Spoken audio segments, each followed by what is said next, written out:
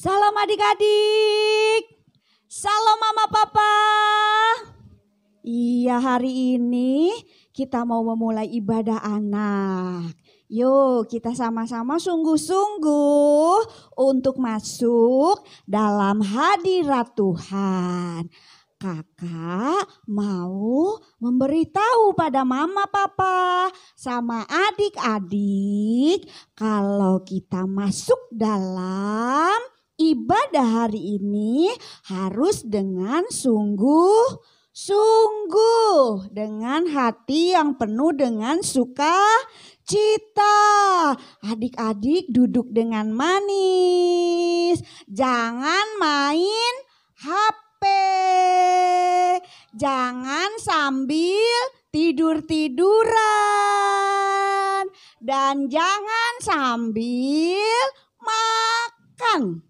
Karena kita mau beribadah sama Tuhan. Kalau mau beribadah sama Tuhan, kita harus sungguh-sungguh, tidak boleh main. Ya adik-adik, mama papa, kita semuanya harus belajar menghormati hadirat Tuhan. Oke, kita mau masuk dalam ibadah kita pada hari ini. Semua diberkati. Tuhan Yesus memberkati. Amin. Shalom adik-adik. Apa kabarnya adik-adik? Luar biasa. Senang banget nih kita bisa ketemu. Iya nih ya. Tapi sebelumnya kita berdoa dulu yuk. Lipat tangannya, tutup matanya. Mari kita berdoa. Tuhan Yesus, sebentar kami akan memulai ibadah ini. Tuhan tolong bimbing kami dari awal, pertengahan hingga akhir ibadah ini. Terima kasih Tuhan Yesus. Jaga kami di setiap rumah kami. Terima kasih Tuhan Yesus. Sama-sama katakan amin. Wah, adik-adik ada yang lupa nih kayaknya. Apa nih Kak? Wah, kita harus Pasukan. Ayo kita jongkok. Ayo adik-adik dong. Ajak mama papanya ya. Ayo, 1, 2, 3. Pasukan. Siap. Selamat pagi. Pagi. Luar biasa. Bentar. Kayaknya ada yang belum pasukan nih. Wah iya tuh mama papanya juga ada yang Iya belum nih. ikutan. Ayo kita jongkok lagi. Jongkok lagi ya. Ayo jangan lupa ayo semuanya gak boleh bohong loh. Pasukan. Siap. Selamat pagi. Pagi. Luar biasa, beri pujian untuk Tuhan. Wah adik-adik kita mau mulai ibadah nih. Iya. Seneng banget kita bisa ketemu lagi ya. Iya nih. Ayo sekarang kita lipat tangan tutup matanya ya. Kita mau puji sembah Tuhan dari hati ya. Ajak mama papanya ya, kita nyanyikan nyanyian ini bersama-sama. Sungguh-sungguh ya adik-adik.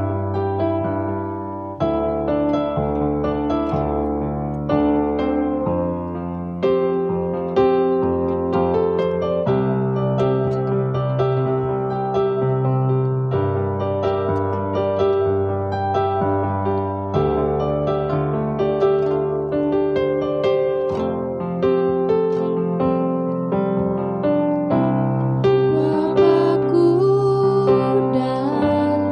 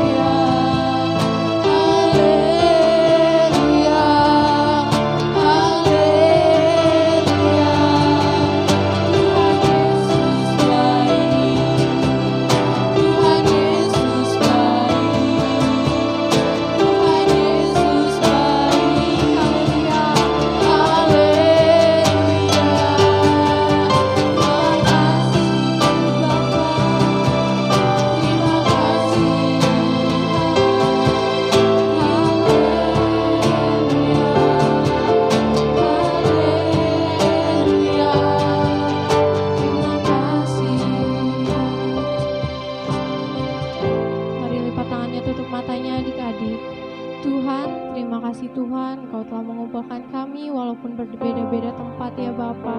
Kiranya Engkau menyertai setiap jalan kami ya Bapa, khususnya Indonesia ya Bapa. Negara ini Engkau berkati setiap kami, mulai dari penduduknya hingga pemerintahannya ya Bapa. Khususnya sekarang ini ada wabah virus corona ya Bapa. Kiranya kami patahkan, hancurkan di dalam nama-Mu ya Bapa. Biar virus corona pergi dari Indonesia ya Bapa. Biar Engkau juga berkati Bapak Presidennya, wakilnya, menteri-menterinya, wakil-wakil presiden, hingga yang terbawah sekalipun ya Bapa.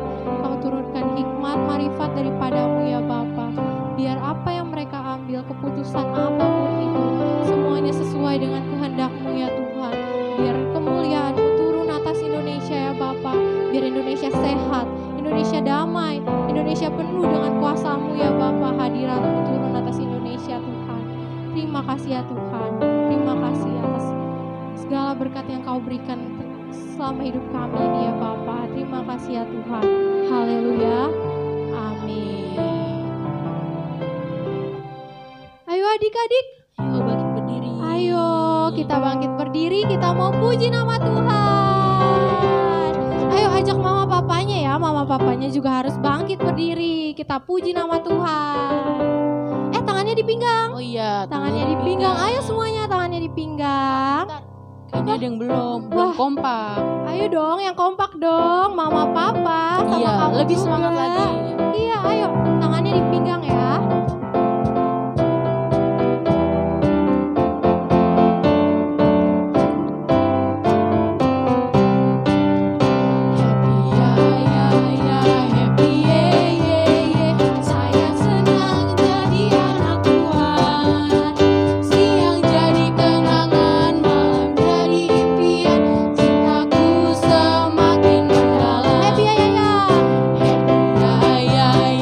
Happy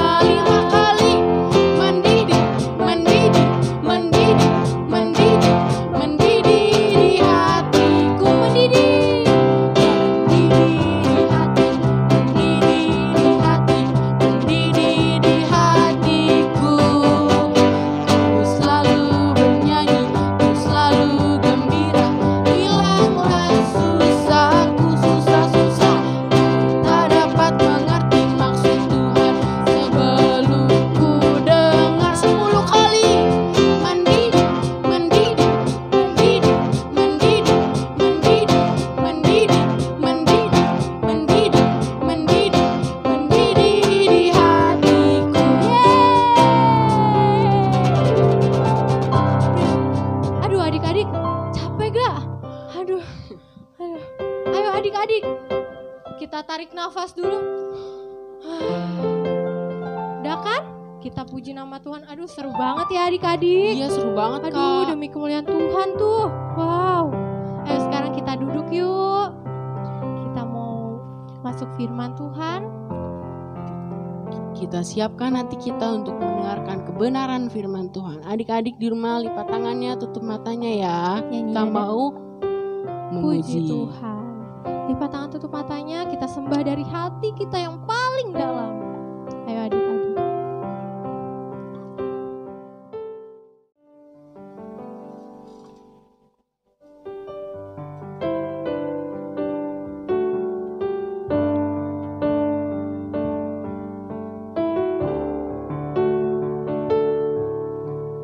Tak terbatas kuasa-Mu Tuhan, semua dapat Kau lakukan. Apa yang kelihatan mustahil bagiku, itu sangat mungkin bagimu. Tak terbatas kuasa-Mu Tuhan, semua dapat Kau lakukan. Apa yang kelihatan mustahil bagimu, itu sangat mungkin bagimu.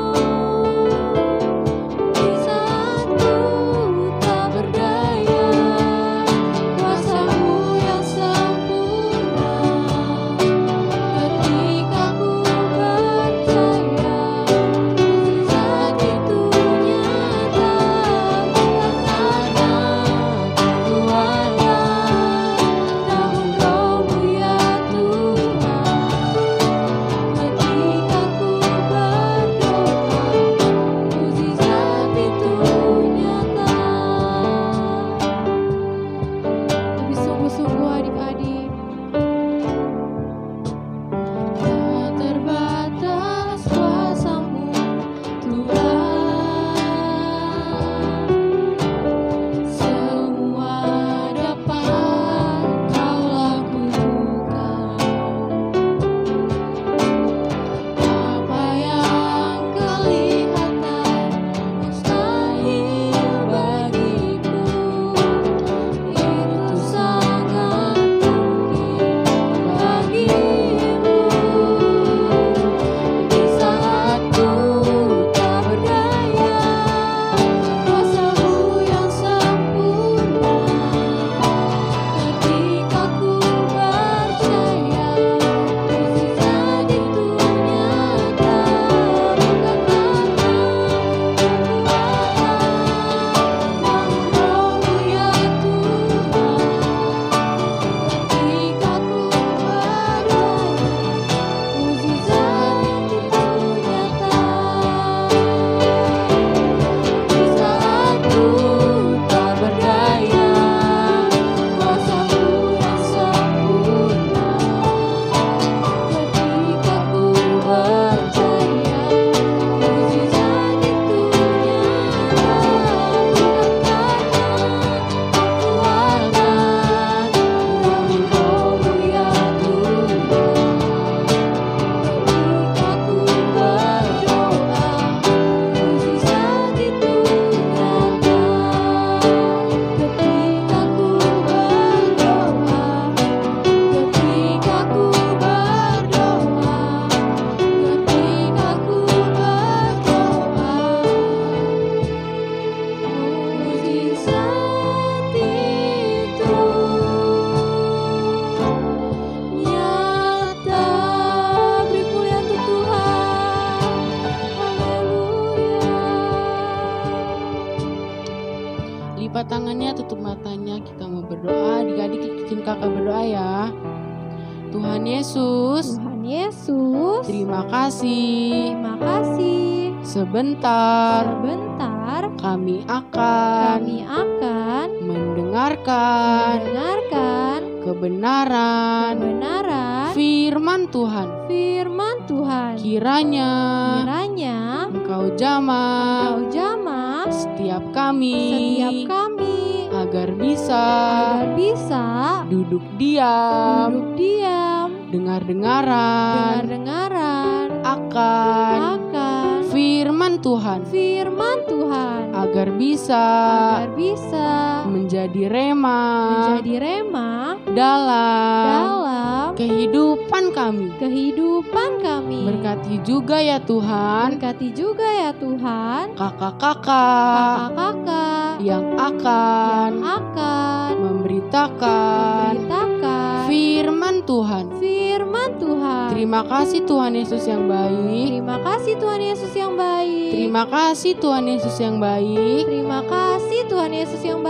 Sama-sama katakan amin.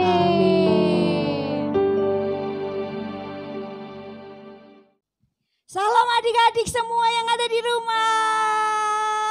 Wah, hari ini kita mau masuk dalam firman Tuhan ya. Sebelum kita masuk dalam firman Tuhan, ayo adik-adik kita semua mau berdoa terlebih dahulu. Tuhan Yesus yang baik, kami mau belajar firman Tuhan. Biar Roh Kudus-Mu yang mengajar kami supaya kami boleh mengerti akan firman Tuhan. Beri kami hati seorang hamba, telinga seorang murid, supaya kami duduk diam dan dengar-dengaran. Dalam nama Yesus kami berdoa. Haleluya, sama-sama katakan amin. Hari ini kita mau belajar firman Tuhan tentang orang yang berbohong. Adik-adik, berbohong itu boleh atau enggak? Tidak boleh adik-adik. Kenapa tidak boleh? Karena berbohong itu adalah mendustai Roh Kudus. Tidak boleh. Tapi kalau iblis senang aja tuh kalau kita bikin dosa dengan berbohong. Nah, cerita hari ini berbicara tentang suami istri yang berbohong. Sama siapa berbohongnya? Sama Roh Kudus. Dan dia berbohong pada siapa yang kemarin ya? Yang berkhotbah lalu 3.000 orang bertobat. Siapa adik-adik? Ayo, siapa yang masih ingat? Ya, namanya siapa? Petrus, benar. Petrus, dia waktu itu ada di suatu tempat dan suami istri ini namanya Ananias dan Sapira. Dia punya sebidang tanah. Lalu suami istri ini bersepakat menjual sebidang tanah yang dia punya itu. Lalu dia menjual tanahnya dan dijualnya dengan harga yang tinggi adik-adik. Lalu sesudah itu kan kalau kita sudah menjual sesuatu dan kita mendapatkan uangnya, adik-adik tahu nggak? Ada bagiannya Tuhan. Lalu suami istri ini setelah menjualnya dan uangnya ada di tangannya, mereka mulai berpikir, uangnya banyak nih, sayang deh kalau nanti ditanya berapa jualnya.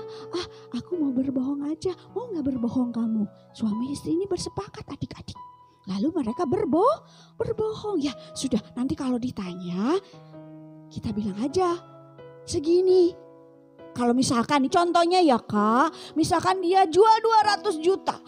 Udah kasih tahu aja 150 juta. Kan kita untung 50 juta. Jadi nanti yang bagiannya Tuhan kan sedikit. Nanti kita masih punya lebihnya. Lalu mereka suami istri bersepakat.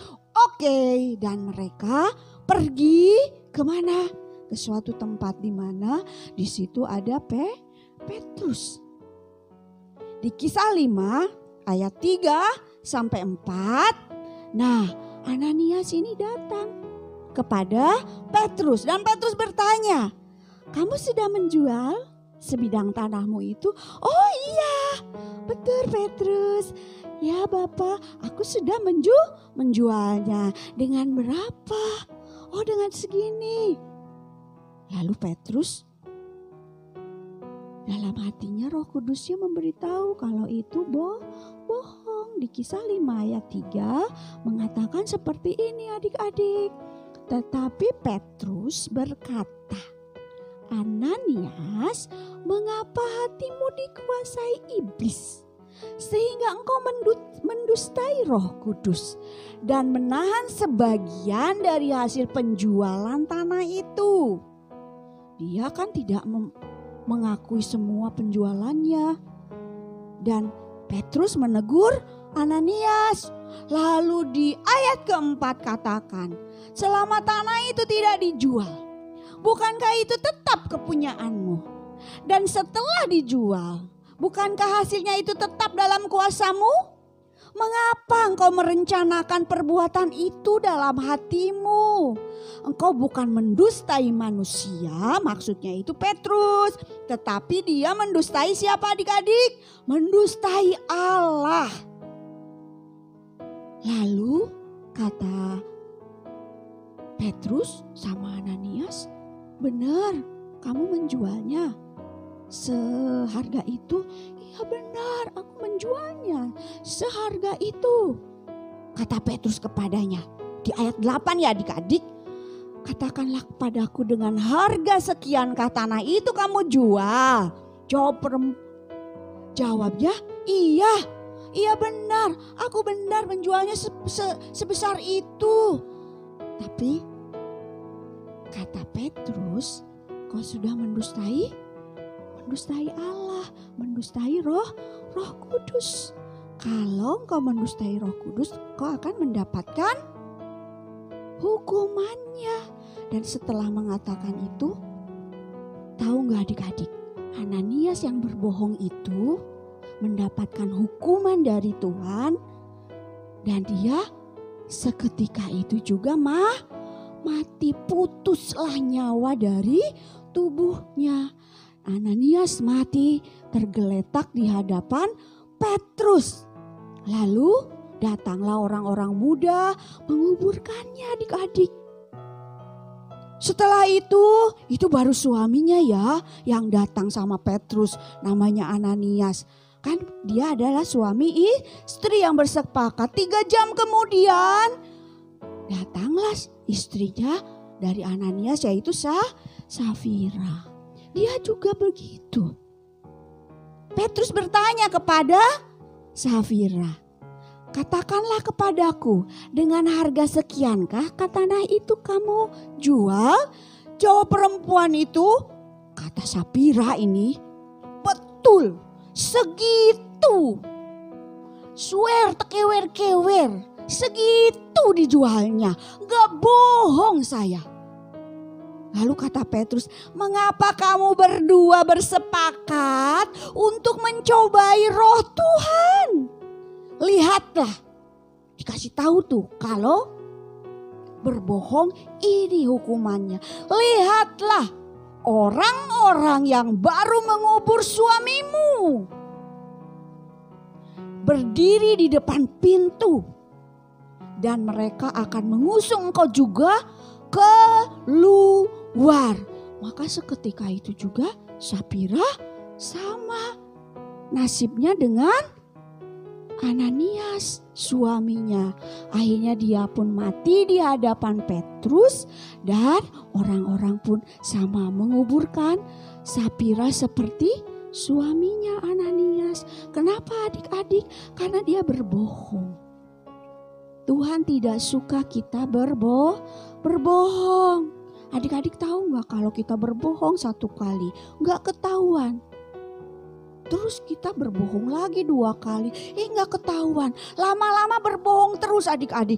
Berbohong 1, 2, 3, 4, 5.